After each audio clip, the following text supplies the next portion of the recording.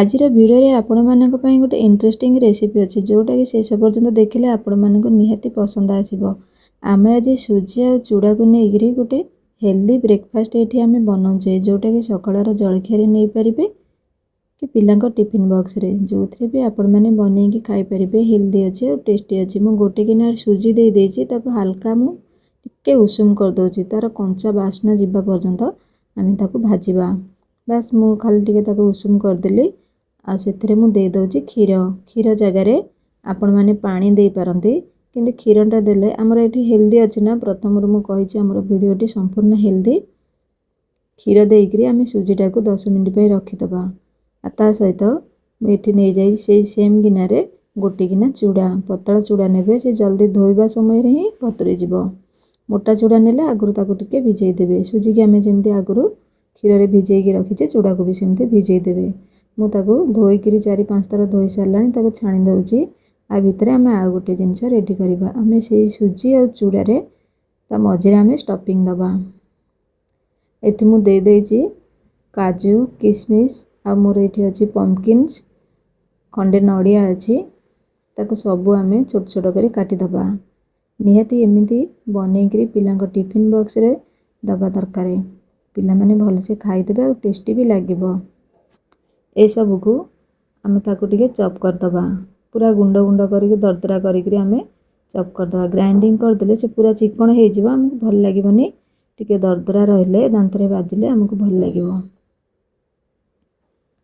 ता सहित मु किछि चना दे दोछि धनिया पत्र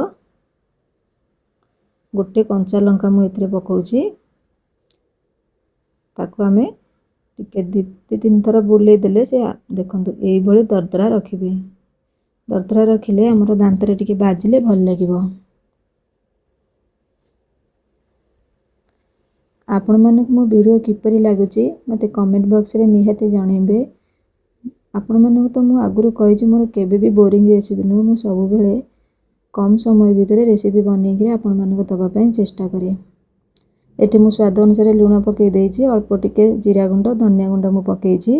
आ एठी मोर दे दोछि हमर जो पिज्जा रे आसे मु सेइथरु रखि देइतिली सेथरु ऑरेगन मु गोटे पैकेट मु दे दोछि। पिज्जा ऑर्डर कले एग्रा सब ता सहित आसे मु सेथरु मु रखि देइतिली। आ भितरे 10 मिनिट हेई गलानी हमर सुजीटा भी भलो से भिजी गलानी। आ टिके दरकार जदी पड़े ए समय रे पानी हो कि क्षीर हो टिके दे देबे। चूड़ा और सुजी को आमे मिसेई दबा। एटी मु स्वाद अनुसार लूण पके दउची ताको हाथ रे आमे मिसेइबा। सुजीटा पूरा सेट हे जायतला मु ताको हटाते हाथ मारिकरी एमती बाहर कलालो से मोर बाहरी आसिला। ताको भल्लो से मिसेई दबा। आ पानी हाथ हो कि तेल हाथ हो आमे तार गोटे शेप दबा। जो भी आपण मानक जेमिति भी शेप भल लागिबो सेमती शेप देई परिबे। आ जो आमे स्टफिंग रखितिले ताको सेइथरे दबा। आपण माने विश्वास करि परिबेनी ए स्टफिंगटा एत्ते टेस्टी लागिबो।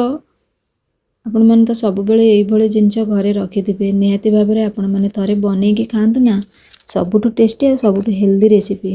एई भले शेप मु दे दोजे मते टिके एई भले शेप भल लागे आपण माने जेमिति भी शेप दे पारंते।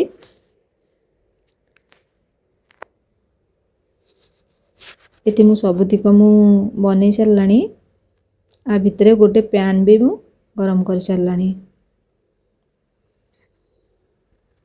रेसिपी बनया पई पाखा पाखी 10-15 मिनिट लागिबो बेसी भी समय नबनी। पैन टा मोर गरम हे गलानी ताको मु मीडियम रे रखिछि। आपण मानक पाखरे जदी इडली मेकर थिबो ताले इडली मेकर रे आपण माने बनै परिबे। से सब आडू भल से क्रिस्पी हे जिवो ऊपर। किंतु मो पाखरे जेहेतु इडली मेकर नाही मु ए पैन रे ही बसै दउछि। दी पट साइड मु खाली हल्का टिके आमे सेकी दबा। जदी भी चाहिबे स्टीम कर देबे किंतु स्टीम अपेक्षा एमती हमर टिके दी पट साइड सेकी देले आहुरी टेस्टी लागिबो। 5-7 मिनिट हे गलानी। आ भितर गोटे पट साइड भी मोर सेकी हे गलानी। मु आर पट साइड टा मु सेकी दउछि आ टिके।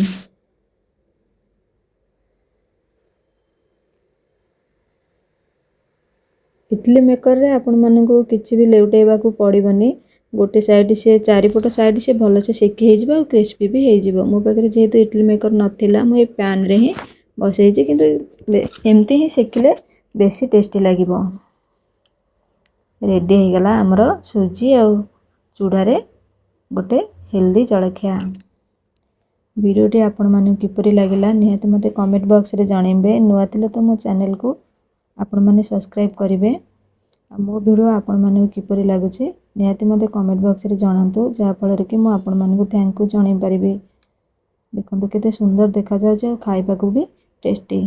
मते पाखा पाखी एटी 10 रु 15 मिनिट भितर मोर ए रेसिपीटा हो गला।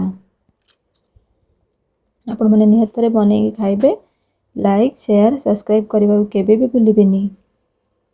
रहुची नमस्कार।